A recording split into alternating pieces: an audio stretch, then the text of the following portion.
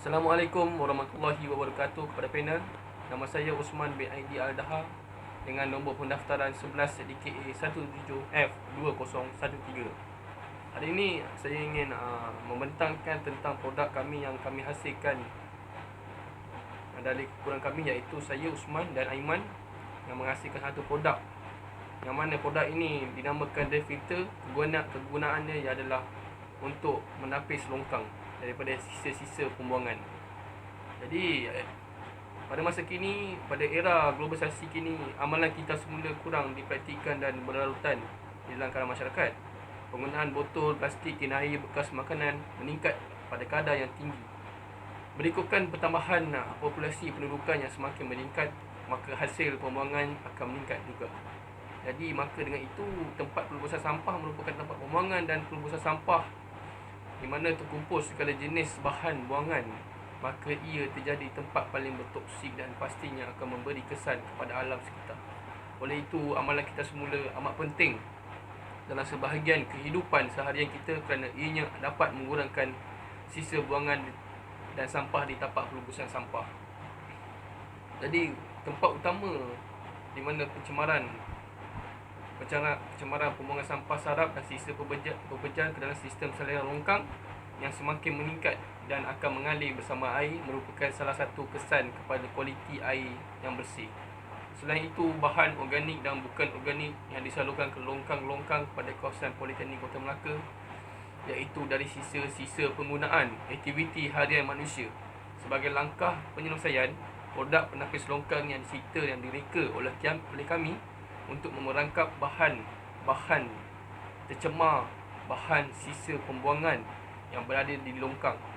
Salah satu penyelesaian yang dianggap efektif ialah kami membuat alat perangkat sampah yang menggunakan besi stainless steel agar ia tidak mudah karat, kerana produk kami akan bersentuhan dengan air. Jadi pencemaran longkang adalah sangat di tahap kritikal, sangat senang tercemar. Jadi penyataan masalah kami yang pertama adalah pencemaran. Produk perangkat sampah kami dibina dengan mengambil faktor-faktor kemudahan penyelenggaraan pembersihan dan keberkesanaan dalam memerangkap sampah. Jadi masalah bau busuk yang datangnya daripada longkang yang tersumbat, yang disebabkan oleh orang awam, boleh menyebabkan kurang selesa untuk lalu di sekitar longkang. Jadi penyataan masalah yang kedua, masyarakat tak bermoral.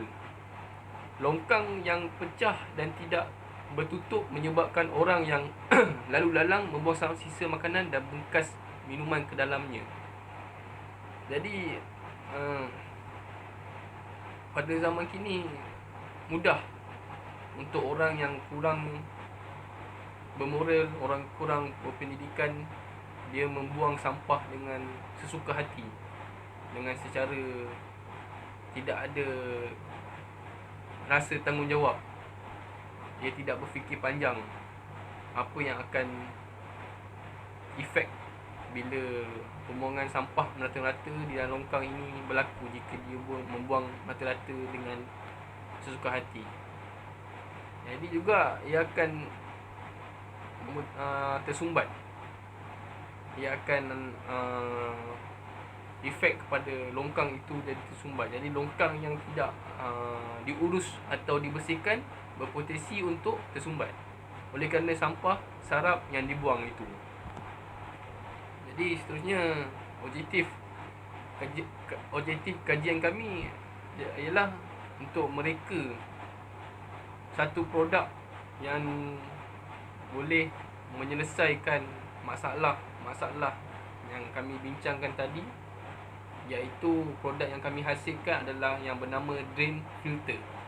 Yang kedua, objektif kami ialah untuk menghasilkan Kami ingin menghasilkan produk itu dan melakukan dan cuba untuk membuat ujian dengan produk itu. Dan ketiga ialah kami menguji keberkesanaan produk itu, iaitu produk drain filter dari segi cara untuk mengaut, kekuatan untuk mengaut sampah yang banyak daripada longkang tu bawa ke atas dan menampung berat sampah itu. Berapa banyak ia boleh menampung daripada sampah-sampah yang longkang itu, dan kami ingin dapat mengurangkan sampah yang banyak. Jadi seterusnya skop kajian kami melakukan projek ini di longkang sekitar Politeknik Melaka. Jadi akan melibatkan proses pengumpulan data dan maklumat yang berkaitan dengan perangkap sampah.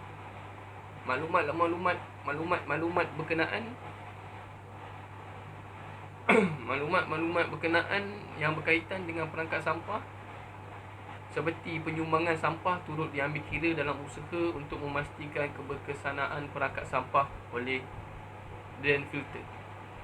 Jadi parameter-parameter seperti data penyelenggaraan perangkap sampah, data pemungutan sampah sama ada secara mingguan ataupun bulanan, kami akan mengumpulkannya. Selain itu, untuk menentukan kekuatan drain filter, kajian ini akan menguji kemampuan drain filter menampung sampah. Seterusnya, untuk menentukan kekuatan dan kestabilan produk, kajian ini akan mengaji produk. Jadi seterusnya, untuk menentukan kekuatan dan kestabilan produk, kajian ini akan menguji kekuatan bilangan maksimum sampah yang akan boleh diangkat. Berapa banyak maksimum kekuatan yang boleh diangkat daripada dalam longkang ke atas longkang. Jadi seterusnya kepentingan kajian kami. Kajian yang dijalankan ini mempunyai beberapa kepentingan. Antaranya adalah untuk memastikan keberkesanaan produk drain filter ini untuk memerangkap sampah dalam kuantiti yang banyak. Yang kedua, memastikan kekuatan produk untuk mengangkat beban sampah supaya tidak mudah untuk patah ataupun rosak. Yang ketiga, untuk memupuk penggunaan tentang kesedaran kita semula dalam kehidupan seharian. Jadi pada kajian yang lepas, terdapat beberapa projek yang telah dijalankan dengan menggunakan penapis longkang yang diletakkan pada pementung. Iaitu pementung ialah ibu kepada longkang-longkang kecil, iaitu saluran yang akan bertembung di antara longkang daripada sebelah barat dengan sebelah selatan yang akan bertembung pada tengah, iaitu pementung.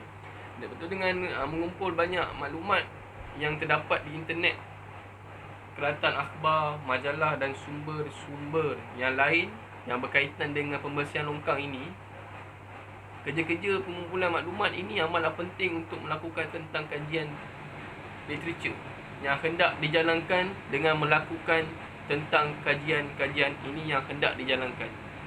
Dengan maklumat yang telah dikumpul, terdapat beberapa masalah yang terdapat pada kajian sebelum ini. Oleh itu, beberapa langkah perlu diambil untuk menambah baik sesuatu projek dari permulaan sehingga akhir projek.